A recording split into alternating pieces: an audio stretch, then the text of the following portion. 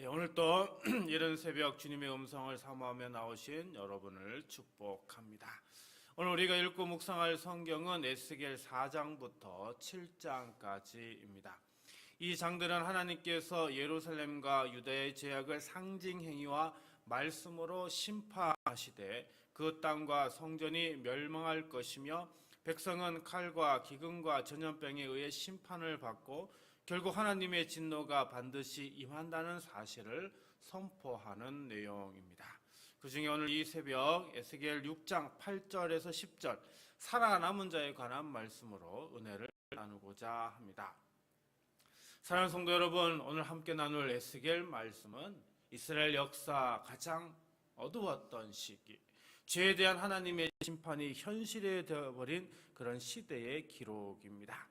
하나님의 백성은 하나님의 뜻을 저버렸고요, 우상 숭배와 영적 음란에 빠졌으며 그 결과로 나라가 무너졌고 성전이 불탔고 백성은 포로로 끌려갔습니다. 더 이상 희망이 보이지 않는 절망의 바다, 그것이 에스겔 시대의 풍경이었습니다. 그런데 그런 처참한 심판의 한가운데서도 하나님은 놀라운 말씀을 주십니다. 바로 살아남은 자에 대한 말씀이죠.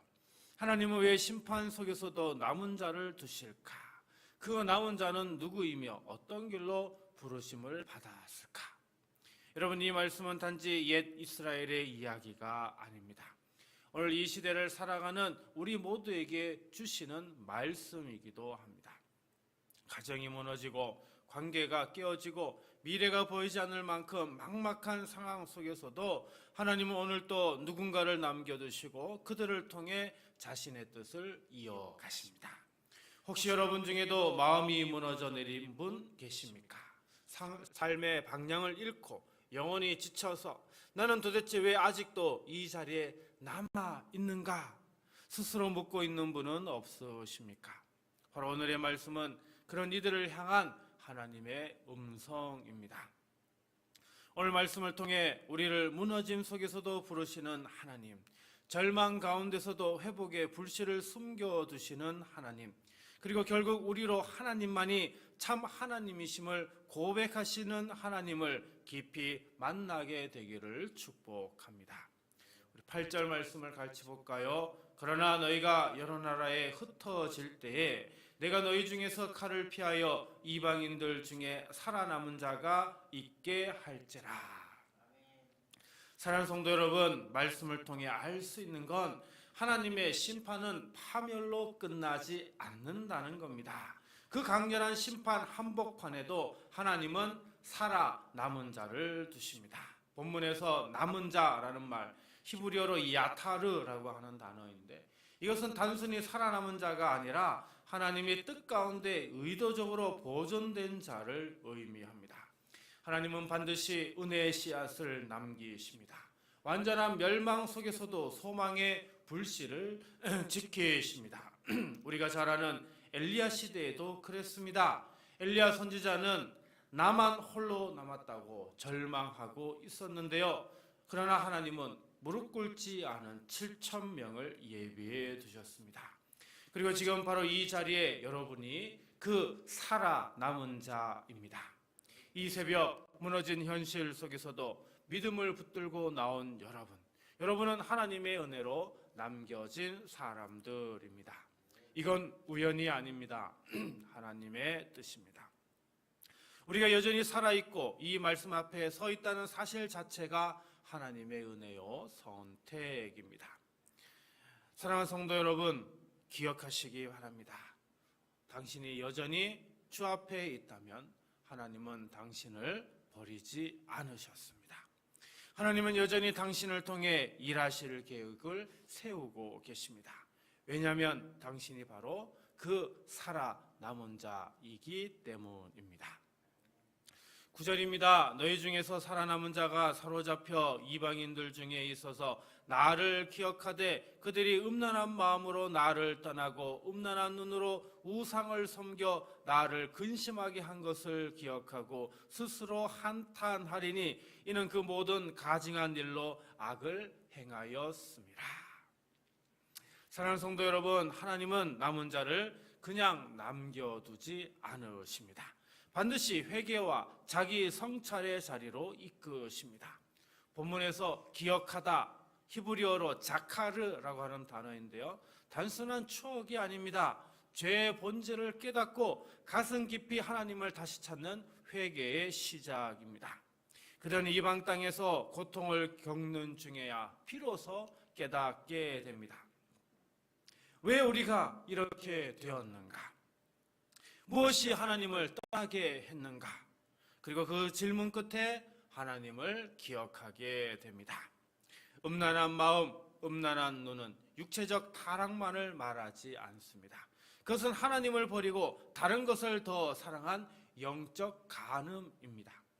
하나님 아닌 것을 바라보고 하나님 아닌 것에 마음을 주고 결국 하나님 아닌 것에서 무너진 그들의 영적 실패를 드러내는 그 표현이 음란한 마음, 음란한 눈입니다. 누가복음 15장의 탕자는 아버지를 떠나 방탕한 삶을 살았습니다. 그러나 극심한 궁핍 속에서 그는 자신을 돌아보았고 그제서야 아버지를 기억하며 회개의 길을 택했던 것을 볼 수 있습니다. 바로 이 기억이 회복의 출발점입니다. 사랑하는 성도 여러분, 혹시 지금 여러분의 삶에도 무너진 자리, 실패의 구덩이가 있습니까? 그것이 하나님께서 여러분을 다시 찾게 하시기 위한 은혜의 자리일 수 있습니다. 하나님은 우리를 고난에 버려두지 않으십니다. 그 고난을 통해 우리를 깨우시고 그리고 자신을 미워하게 하며 마침내 하나님을 기억하게 하십니다. 그러므로 하나님을 잊지 마십시오. 아니, 그 고난 가운데서 더 깊이 하나님을 기억하시기 바랍니다. 그 기억이 회개의 시작이며 회복의 열쇠입니다. 10절입니다. 그때야 그들이 나를 여호와인 줄 알리라. 내가 이런 재앙을 그들에게 내리겠다 한 말이 헛되지 아니하니라. 사랑하는 성도 여러분, 하나님의 최종 목적은 단 하나입니다. 그분이 여호와이심을 알게 하시는 겁니다. 성경 에스겔서 전반에 반복되는 말이 바로 이 말입니다. 그들이 나를 여호와인 줄 알리라. 이것이 하나님의 모든 역사와 심판, 구원의 이유입니다. 하나님은 심판을 통해서든 회복을 통해서든 우리로 하여금 하나님을 알게 하시고 그 지식이 단순한 지적 동의가 아니라 삶의 항복으로 이어지기를 원하십니다. 사랑하는 성도 여러분, 다니엘서에 나오는 느부갓네살 왕을 기억하십니까? 그는 바벨론 제국의 최고의 권력을 가지고 있었던 왕이었습니다. 하지만 교만으로 인해 왕위에서 쫓겨나 짐승처럼 들에서 살게 되었고요. 그 고통 가운데 마침내 이렇게 고백을 합니다. 다니엘서 4장 34절입니다.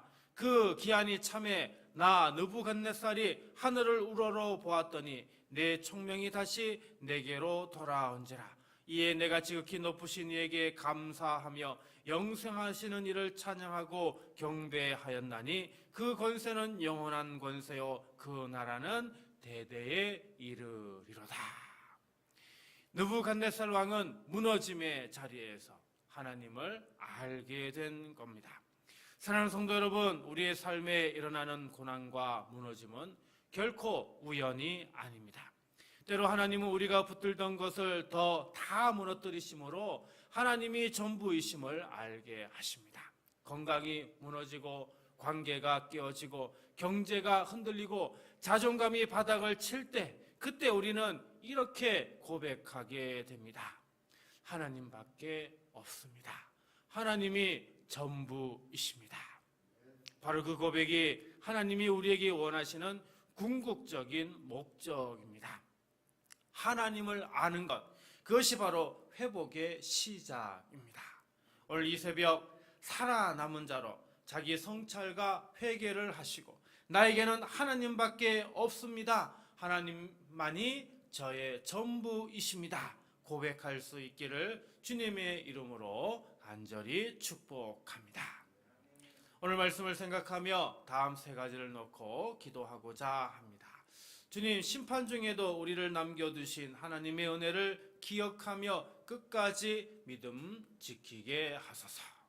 주님, 남은 자로 부르신 뜻을 따라 회개하고 성찰하며 정결한 심령으로 살아가게 하소서. 주님, 무너진 삶의 자리에서 하나님만이 참 하나님이심을 고백하는 믿음을 주옵소서. 여러분, 이 세 가지 기도 제목으로 우리 함께 기도하고요, 주기도문으로 마치도록 하겠습니다.